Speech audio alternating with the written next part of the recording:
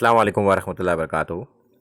آج ہم لائے مشکات سے حدیث 166 اور اس کا عنوان ہے سیدھا راستہ جس پر رہ کر ہمیں کامیابی مل سکتی ہے۔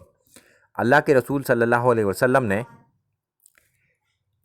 ایک سیدھی لکیر کھینچی اور اس کے ارد گرد کچھ اور لکیریں کھینچی اور فرمایا کہ یہ جو بیچ والا راستہ ہے، یہ سیدھا راستہ ہے، یہ ہے میرا راستہ۔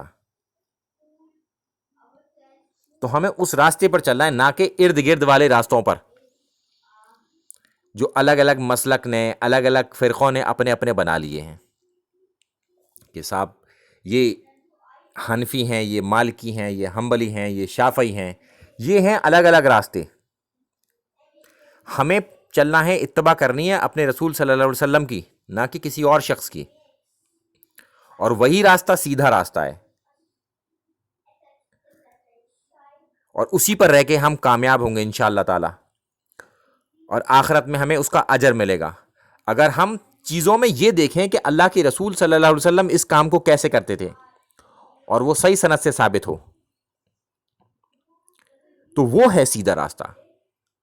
اسی کا ہمیں حکم کیا جا رہا ہے بار بار، اور اسی پر ہمیں چلنا ہے اور اسی کی دعوت بھی دینی ہے۔ السلام علیکم ورحمۃ اللہ وبرکاتہ۔